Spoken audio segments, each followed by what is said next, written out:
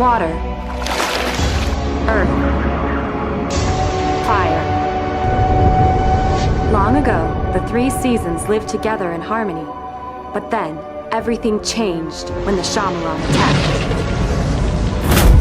Only the avid jerk, master of ripping films apart, could restore balance. But when the world needed him most, he vanished. Oh, fuck this noise!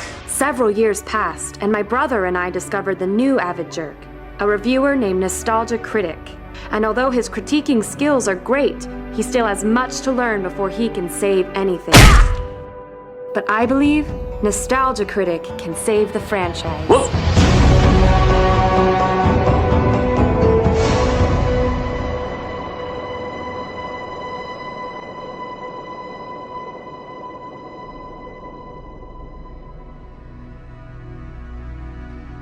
Concentrate, Critic. Absorb every episode of Avatar: The Last Airbender to review the movie. Why can't I just watch the shows again? It would take too long, and the franchise has suffered enough at the hands of the fuck-up Lord Shyamalan. That's why you need to get in contact with a past life to see if any of them have seen the show. Thus absorbing it into your memory. You mean like how you should absorb a new hairstylist? Ow! You know, I thought bloodbending was supposed to be taboo. Like, nobody should have that unlimited control. Well, M. Night Shyamalan keeps getting unlimited control and nobody's stopping him. That's true. Now concentrate harder! Wait.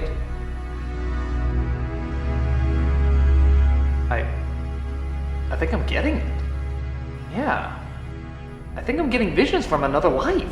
I'll just go through an episode a night. It's just the right balance. Avatar, my new favorite show. Still one of my favorite shows.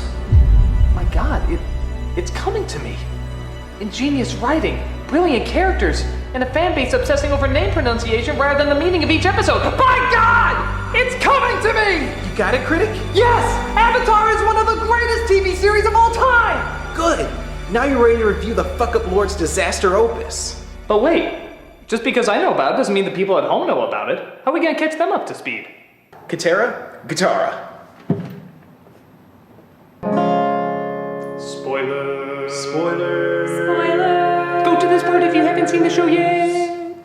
Oh! Four nations exist called Earth, Wind, Fire, and Water. Till fire decided things should get hotter. Invasions aren't nice, but then to break the ice, the Avatar rose to make them pay the price. Katara and Sokka help him to keep in the know, flying what looks like a white neighbor Totoro, chased by their foe, a young prince named Zuko. Don't ask him about a scar or Rufio. The Avatar masters the elements flawlessly, toughest of toss turns a blind eye so cautiously. Avatar state opens at a great rate, but Azula serves his arrowed ass on a plate. Katara revises him, and they sing their love song, but Zuko decides to see no shit's going too long, he switches sides. At the turn of the tide. And now Aang is on fire with his smoking guide. Katara and Zuko beat Azula on the cuff, mostly because she is Coco for Coco Puffs! Aang's feeling ill because he don't want to kill, but the cowardly lion turtle says hold still. He's given the gift to depower the Fire Lord nation says whatever. Zuko can lead the horde, go and live happily in the world that is free. Just remember that it's thanks to Baldy. So that is the show, and it's good that you know because it is the best. It's good first, it's just going. So now that you heard, go ahead, spread the word that the best Avatar ain't that blue pussy turd. Now on with the review!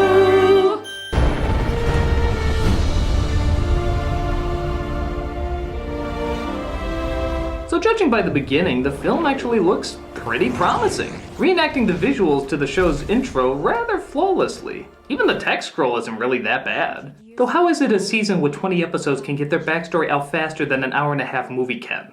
The Avatar was the only person born amongst all the nations who could master all four elements.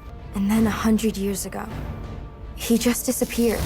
But sadly, we witnessed the greatest weakness of any Shyamalan film. They start talking. My brother and I live in the Southern Water Tribe, which was once a big city. Food is scarce.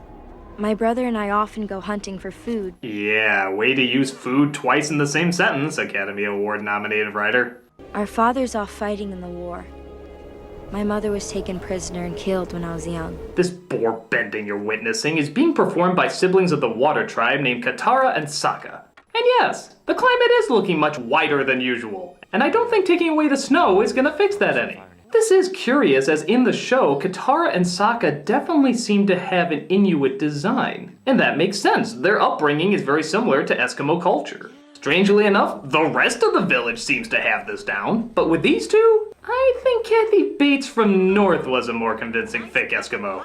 But I'm not here to judge the color of their skin, only the quality of their acting. And I'm sure if these two acted so well that they just seem perfect for the part, like nobody else could do it better, maybe we can overlook the color difference and see past all I that. watched what side of the fin tracks are more indented. That shows you which direction they're going. I saw how long the drag skids are. That shows you how fast. What would you do if They they both succumb to the dreaded Hayden Christensen syndrome. No one is taking anybody away. Please wait here. What could he do? Aren't there spirits here? They were looking for someone with the same markings. Stop it! Your monotone can break glass! Are you the Avatar Ong? But they come across something while hunting. There's something under there. It's a good movie trying to get out. Kill it! They discover a boy named Aang frozen in an iceberg, along with his Where the Wild Things Are mascot, and take him back to the village. So, is this kid's acting just as bad as the other two? Does Shyamalan like awkward shots where people look directly into the camera? How'd you get all the way out here? I ran away from home. We got in a storm. It wasn't very smart. I was just upset. Thanks for saving me. Lucky. I probably should get home. You're not still upset? Not as much as I was. Okay, seriously. Am I watching a school play? This all seems like a school play. I mean, I know they're kids, I shouldn't be so harsh, but did anybody give these little pipsqueaks some direction? Maybe Sokka, the funny and inventive wisecracker who always has a ton of funny lines in the show, can lighten up the mood. What would you do if they tried taking me away? I'd kill them all. They prey on the weakest towns and villages. That's so Sokka. Please don't do this. There must be another way. Fire Nation is following us. If we make a wrong move, they'll catch him. I'm sorry, did they confuse funny and inventive with constipatedly angry all the time? He's the biggest stick in the mud the movie has to offer. And that's saying a lot. There's a lot of sticks in the mud in this movie. They're on a ship. We'd need a miracle to catch them. I know you think everything's going to work out, but I don't. Oh, Jesus, boy, lighten up! You look like you're gonna shit out a soap opera every time you're on screen. Can't be a coincidence that we break him out of the ice, light shoots into the sky, and then Fire Nation will shoot with their machines. But things heat up when the evil and sinister Fire Nation arrives.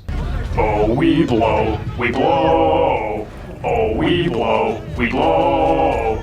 This is Prince Zuko, a firebender who is looking to capture the Avatar so he can be unbanished and get his honor back from his father the king. In the show, the father burned almost half of his face off. Here, I think he forgot to put sunblock under his eye or something. I'm taking you to my ship. If you don't come, I'll burn down this village. I'll go with you.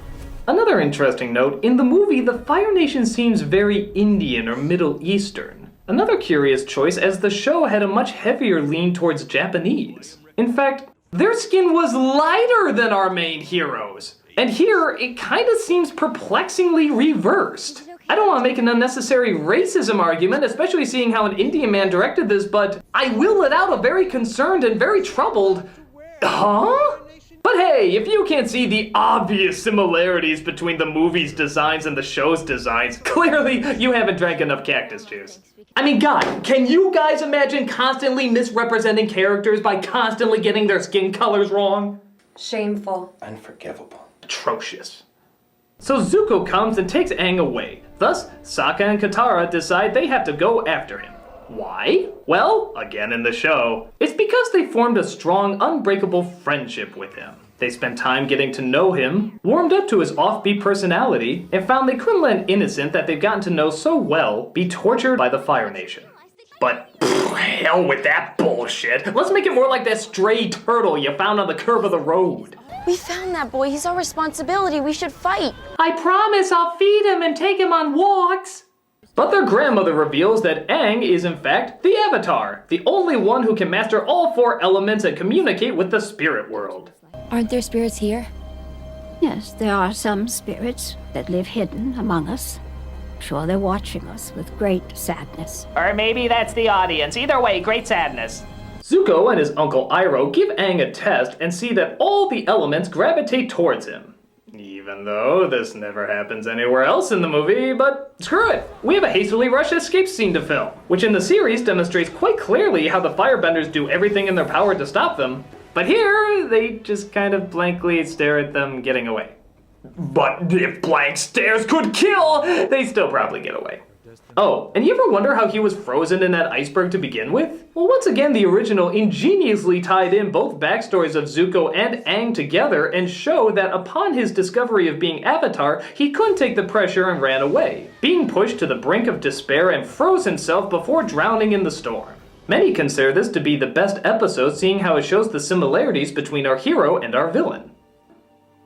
Good thing it's just a sentence and a half explanation here. The person talking about it doesn't even show up on screen. He told us how he left there in a storm on Appa and got forced into the ocean where they almost drowned. Aang airbended a sphere around them and he couldn't remember anything after that. But hey, that's just one of the minor major plot devices that probably should have been explored more. Missing also is Suki, Jed, the pirates, Boomy, the fortune teller, the warriors of Kyoshi, Sokka's sense of humor, Katara's strength and motherly wisdom, and any form of fun and enjoyability that the show was so good at balancing out. But it's okay, because we have that guy from The Daily Show. So Aang and his team travel to his home in the Southern Air Temple, where he thinks he'll find the monks that raised him. Monkey Yatsu's gonna try and jump out and scare me at any moment. He's kind of like my father. Is it okay if you tell me your name? The monks named me Aang. But wait a minute! You traveled all this way, all this distance, and not once did you ever ask him his name? You know, for a kid you claim to be your responsibility, getting his name might be the most important step in protecting him. Imagine if you did something basic, like lose him in a crowd. Help! I've lost my little boy! He's my responsibility and I can't lose him at any cost! Well, what's his name? Starts with an A, I think. Alice? I'm gonna say yes. And by the way, just a fun little tidbit, they do pronounce the names different from the show as well. My name is Aang. I'm Aang. Sokka! My name is Iro. General Iroh. To harp on this would be too hypocritical, but luckily the film gives me so much more that I can harp on. Like this one. After disguising Aang as a Jawa, they come across a boy named Haru, infinitely younger in this version, who is chased for bending stones at Fire Nation soldiers. That child is being arrested. For what? He was bending tiny stones at us from behind a tree. He dared to kill a king's dare.